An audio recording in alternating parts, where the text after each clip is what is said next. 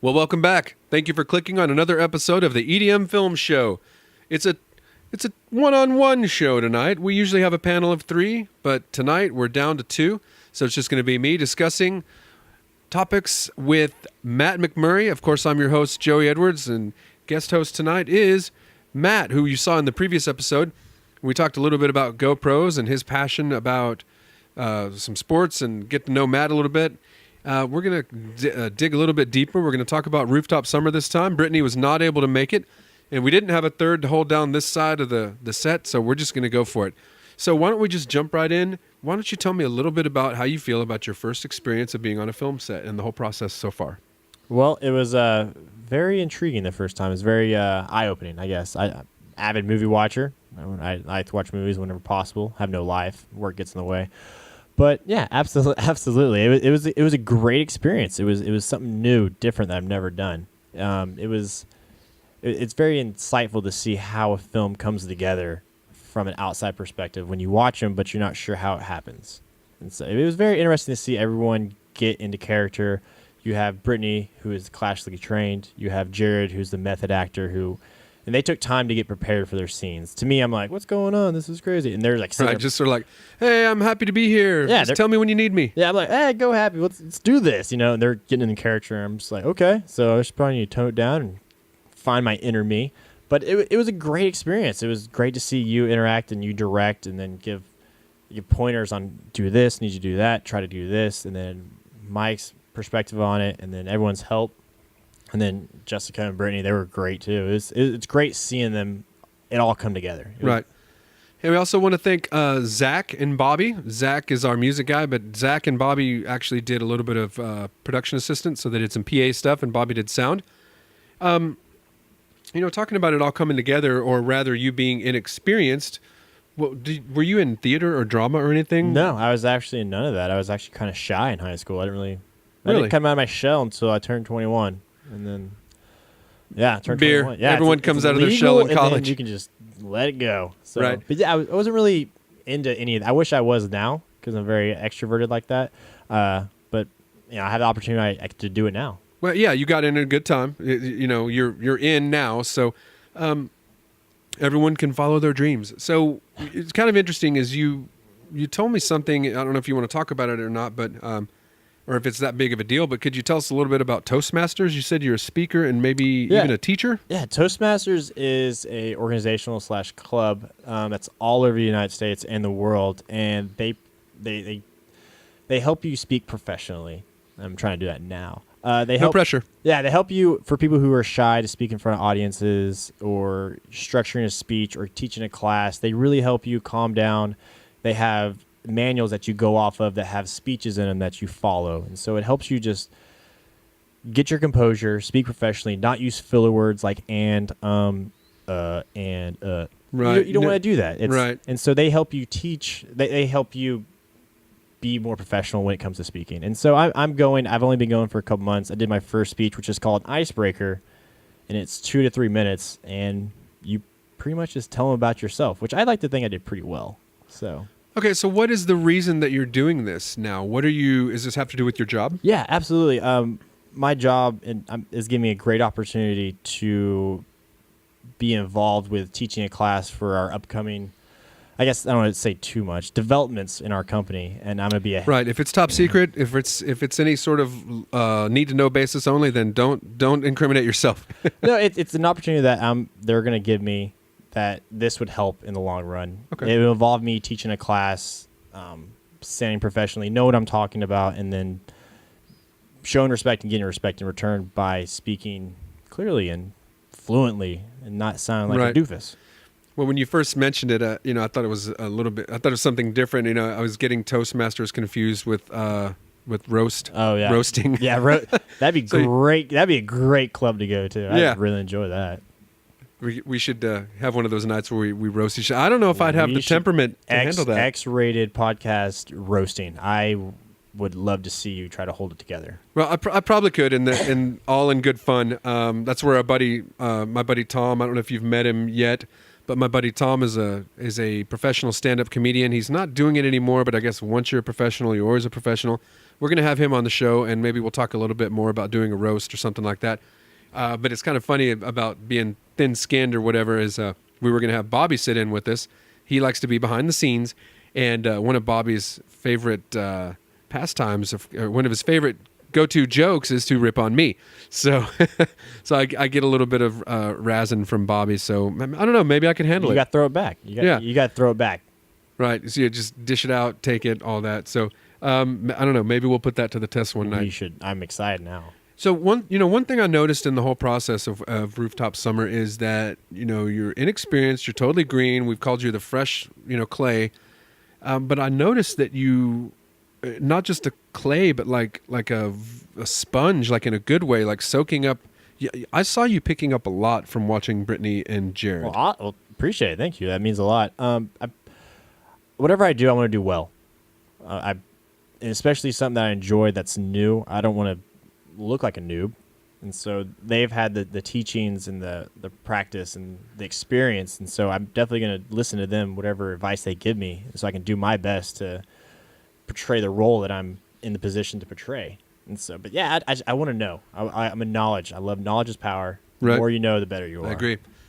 And, well, this, I think it was, I don't want to say simple, but I know the project overall, because it's an extended music video style, because we're going to do the live score at the live screenings, it's not dialogue heavy, so you weren't depended on to deliver a lot of, verbiage, there's the filler words. I'm going to go to Toastmasters with you next time. Okay, so you weren't dependent on to deliver a lot of heavy-duty dialogue. It was mostly physical, emotional, like reaction, act, react type of thing. And you've had opportunities to deliver dialogue.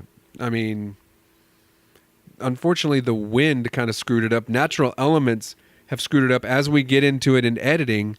And I think a lot of your dialogue stuff, I just don't know if it's going to make it. How does that make you feel? That's okay. What if, that's okay. My body's in it. What if it ends up on the cutting room floor? That's fine. My face is in it. That's all that matters. No, I've only got an over-the-shoulder shot of you. Your face is not in it. I'm just kidding. Due to the circumstances that we were in, I think we did the best we can. And no hard feelings if my voice does not make it in. But my emotions via my face and body language will make it, and that makes me happy. Well, good. I just didn't want you to be surprised if you're watching it and you're like, they cut my scene. I do like that fight scene, though. I do want that. Yes, there was a great argument between Jessica and Matt. It's going to be in. That's passion right there. Yeah, see, Mike wrote a very good script, and Mike's really out there, man. So when you read his stuff, it's kind of like, okay, what is this? And you got to let it soak in a little bit. So, at first impression, it's kind of like, okay, this is really out there, off the wall, off beat.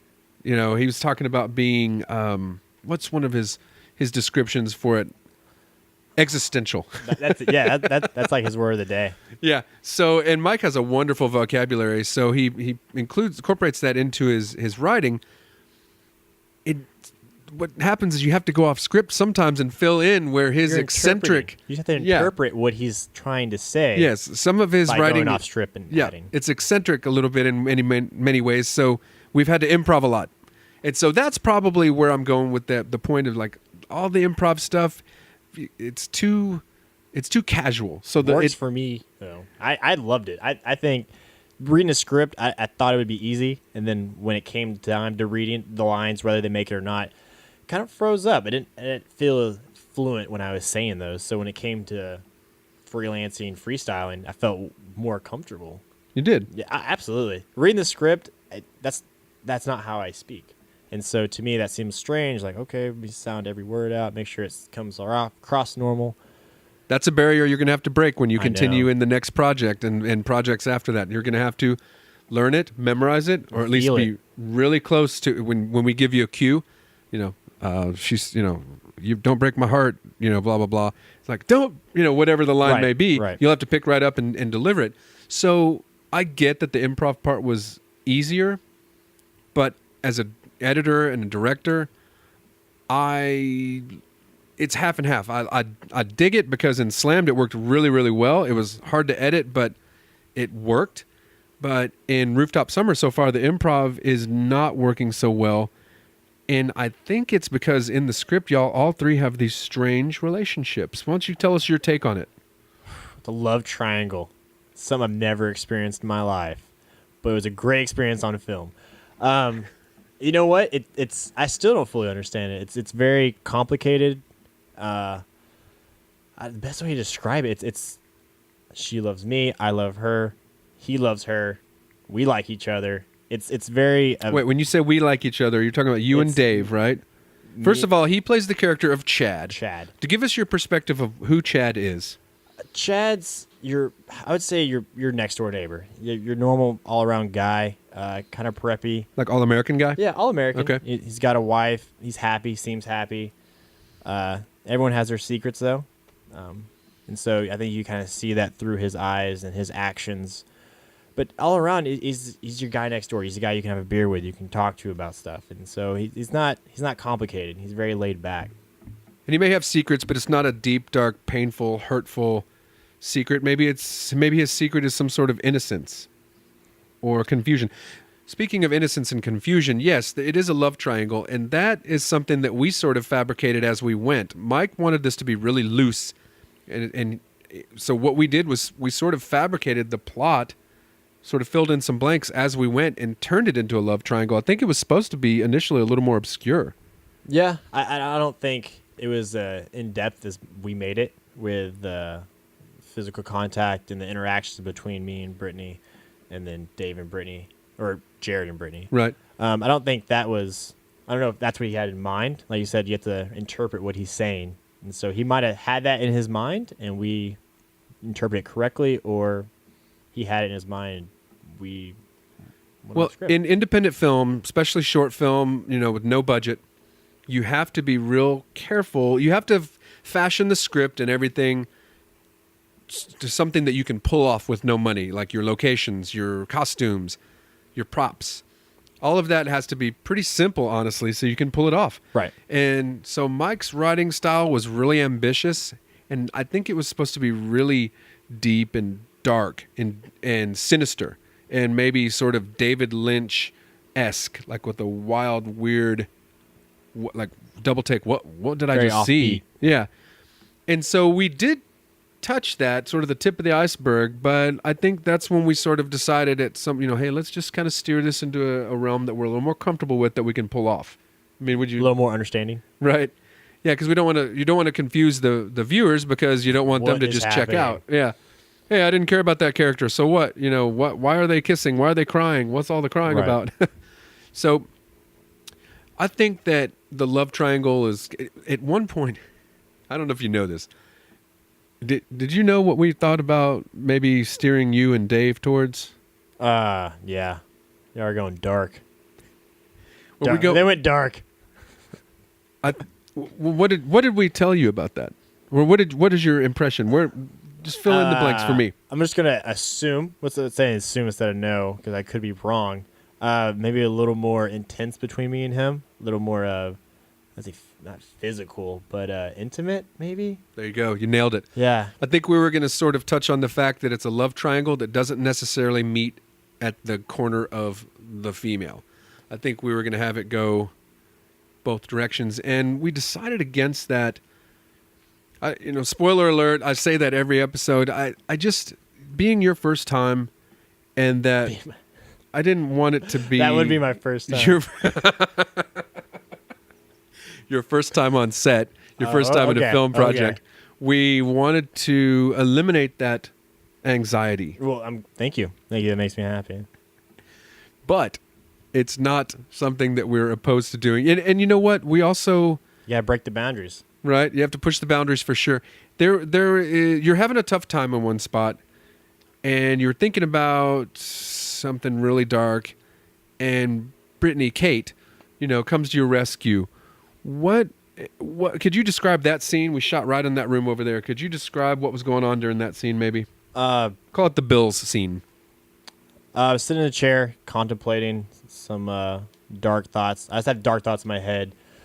I was pretty much just in my head. I was in my head getting real dark. And then as her walking up, seeing me, and it's just relief is felt in me when I see her. and then I don't know. Best way to But why Kate? You're married in this. Why are you not?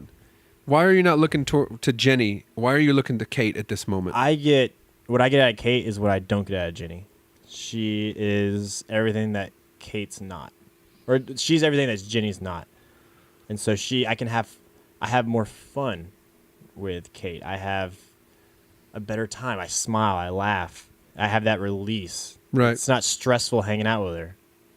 So or being with her. Why is it stressful being with Jenny? And we're developing the character as we go. Jenny she's in it a couple of times, and we developed that on the go. So Jenny, who's played by Jessica, was developed on the fly pretty much. Well, me and Jenny were married 4 years, 5 years, committed relationship, loving relationship for the most part. And then recently I started straying off.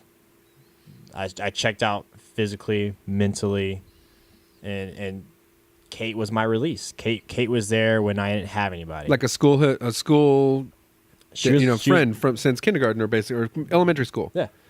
And I had a schoolboy crush on her. Okay. And I guess you'll just have to see the details in the film, because it kind of seems to me, as we're talking about it now, it seems like Jenny and Kate wouldn't get along. That you'd have to be secretly seeing Kate and being, I don't know. It's complicated. It's a complicated situation that I put myself into. Okay. That makes sense, and I'm actually glad that we're discussing it, because as we verbalize it, it does make so much sense. And so it kind of makes me wonder why Kate would be so selfish. That's why I wish Brittany was here so we could ask her that question. We're going to have to save it for another time.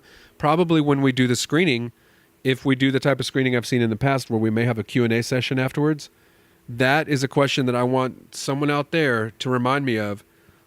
Ask Kate why her character was so selfish. And any questions you ever have for us, leave them in the comment section below. You can email us. You can hit us up on Facebook, Twitter, Instagram, and SoundCloud, and of course YouTube, where you're viewing this. So is there any other sentiments or thoughts that you'd like to leave us with talking about Rooftop Summer? Anything that we didn't touch on? Other than that you're extremely excited to see it. I am extremely excited. It's a first film, short film, however, indie film, however you want to describe it. It's the people in it are passionate. Everyone in this project is very passionate about what they've done and what their role was or is. I didn't expect to see that. I didn't know really what to expect, right, being new, but seeing the emotion and the passion that each and every one, a part of it, put into the project it's pretty cool to see. Right. And I'm excited to see the turnout. I think everyone really came forward and put their best effort in. Do you want to stick with it? Do you want to do another one? Oh, I'd absolutely do another one. Okay. How many do you want to do? As many as you let me. Okay, I cool. guess no preference. Well, I've got an idea for a film about barrel racing, and so we're going to do Rodeo Clown. Maybe. I know that there's a lot of clowns out there. The a lot Secret of people. Life of a Rodeo Clown. You don't know. That'd be separate. That would be a little bit separate. It's a spinoff, already thinking right. forward. But I know that we're going to do something. It's on the radar. We're going to do something about a barrel racer and a drag racer. I don't know if it'd be in the same project or two separate projects, but again, when you write a script or you come up with an idea, you have to use your contacts and your connections. And my connections are people who have horses and that barrel race, and my dad with awesome hot rods. So I think we're going to utilize the hot rods. Friends you have, barrel racing friends and drag racing. Yep. That's pretty unique. Well, and then what do you have? What kind of, just pick somebody off the top of your head that has something that would be interesting that we could use as a set or location. I have a friend who sells private jets. So. Never shot a scene in an airplane. Haven't done that yet. I don't know about getting in the air, but we could do in an airplane. What about a hangar? Oh yeah, we can do that. There you go. Boom. And see, and this is what we talked about last time, is it doesn't have to be the complete idea. We can have a scene in any project that happens to be, it doesn't have to be all centered around an airplane or in a hangar. It could just be part of the next film or So anyway. All right. Well, thank you so much, Matt, for showing up tonight. And Thank you for having me. We're sorry Brittany couldn't be here. And, we'll always have you. We're going to do a rotation. We're going to have people, I don't know who's up next or whatever, but I know that we're going to have special guests, people who are not directly involved with EDM films, creative group here. I know that we've got a couple of people asking to be involved. So if you're interested in being on the show or working on one of our films, again, just hit us up on social media or email us through the website. We'd be happy to meet you, work with you, and we look forward to it. Until next time, we're out. Adios.